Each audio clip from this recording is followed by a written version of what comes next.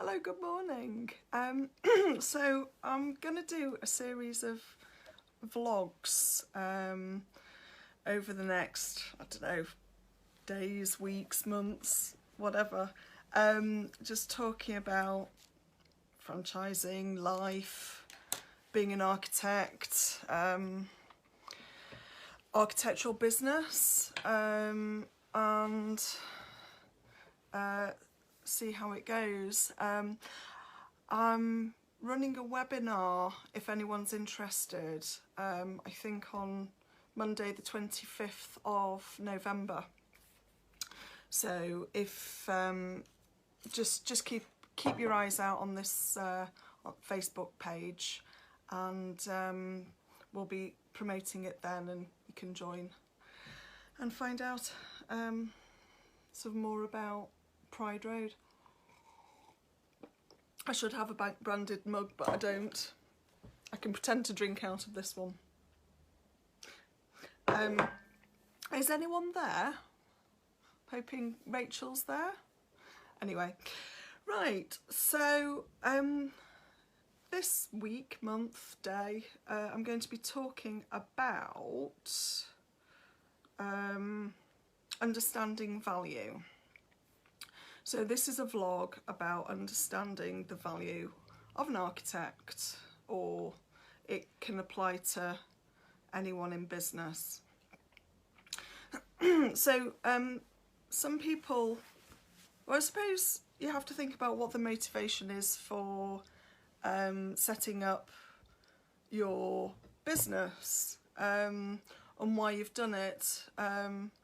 Architects tend to do it when they've won a job or a couple of jobs, a couple of projects, they've taken the leap, they've moved away from practice, and oh hello, someone saying hi, and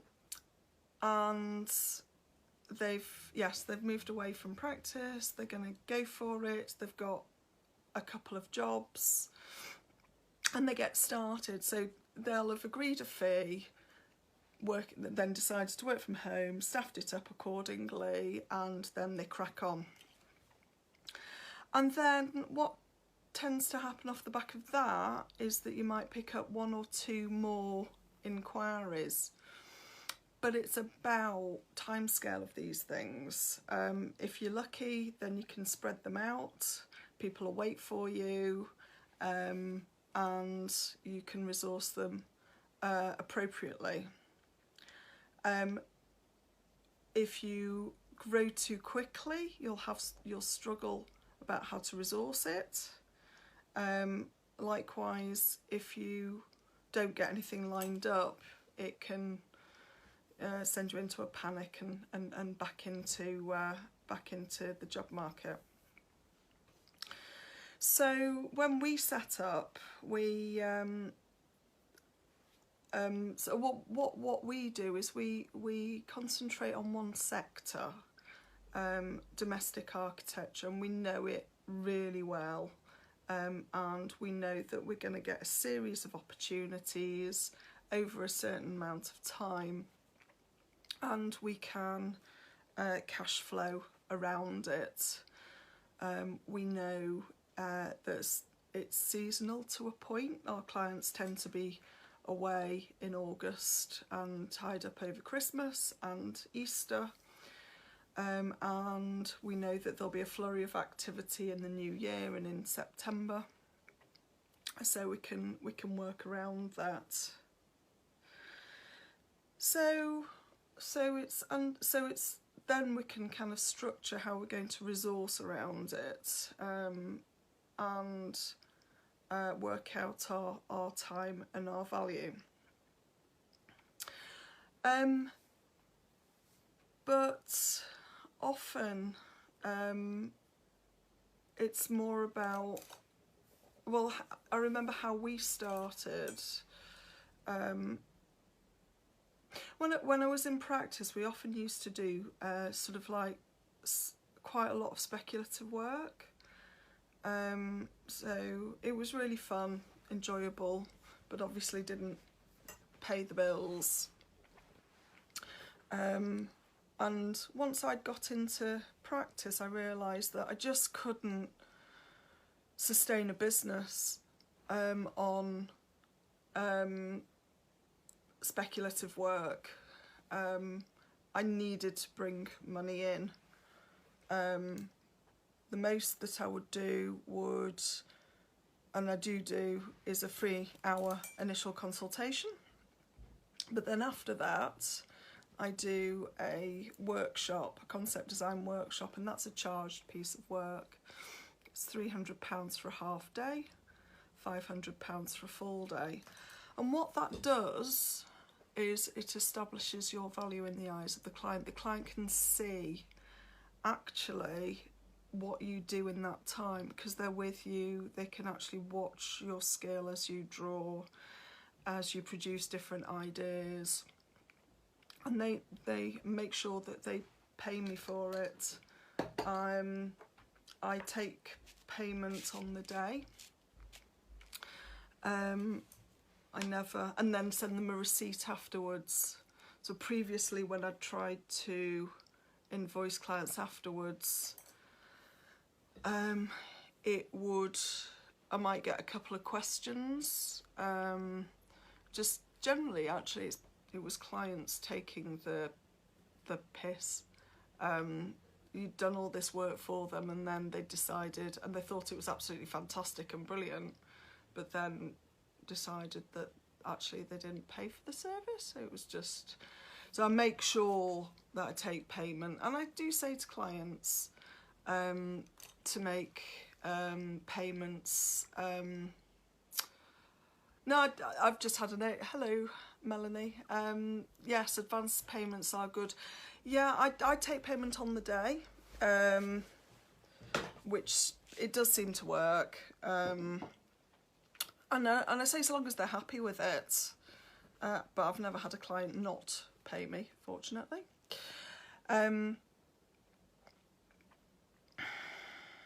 So, in fact, I did do one yesterday, and I'm waiting for payment on that. And I kind of went against my own principles, and I was like, yeah, that's fine. And then I've been watching my bank account, and it's not come in. I need to be chasing them.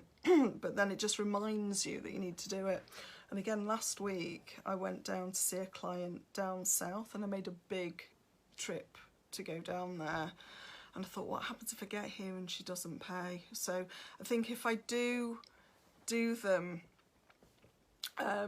further away and it's a bigger risk to me, I'm going to ask for a 50% deposit up front. And I spoke to the client about it, and she was absolutely happy. She would have been happy to pay up front.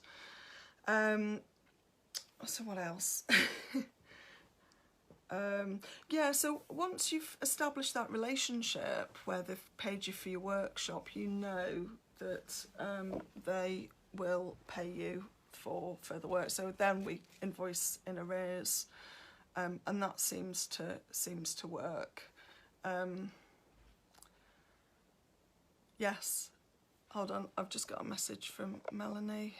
Yeah, just mentioning about expenses and transportation, cost and time.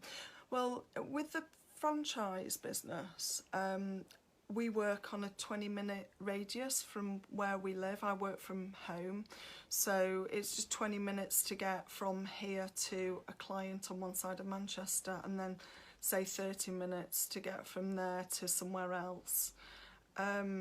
So the transportation is okay. It's just that recently, because I've been trying to grow the franchise nationally, I've taken some jobs kind of way outside of my region, and that's just what's put me at risk. And I'm just kind of monitoring how that goes. But yeah, because it cost £100 to travel, and I'd bought the ticket in advance, so I suppose the deposit of £250 would have covered it. Melanie, where are you based? Are you US or over here? See if you respond to that.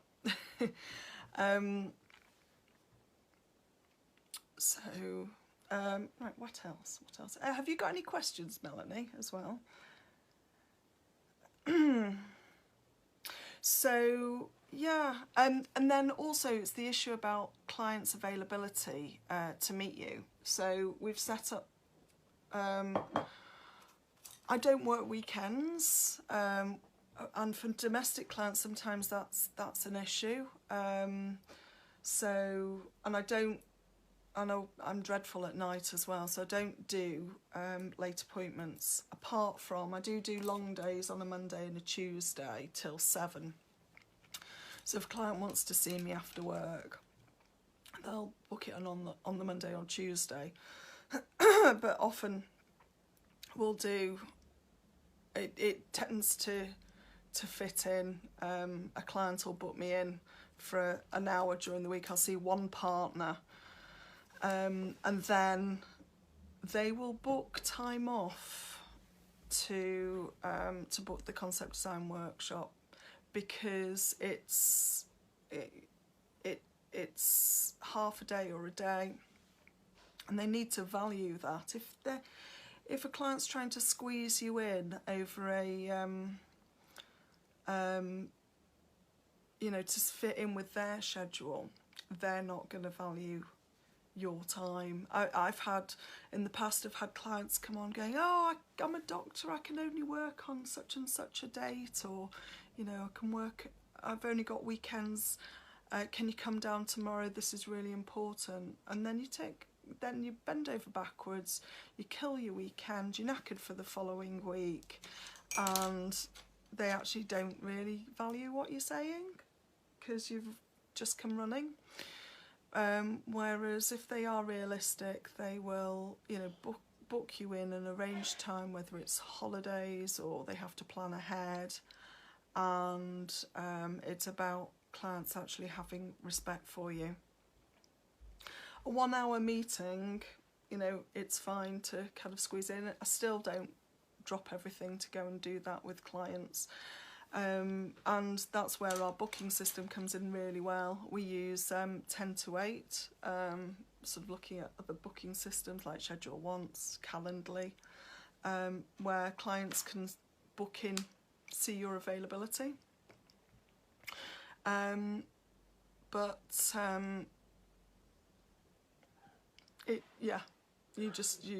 it saves hours of going backwards and forwards. Trying to arrange a date and get dates into the calendar. Right, I think I'm waffling now, so I'm gonna stop. If you've got any questions or things that you'd like me to talk about, then drop me a message on this post. That'd be brilliant. And I'm going to be talking again.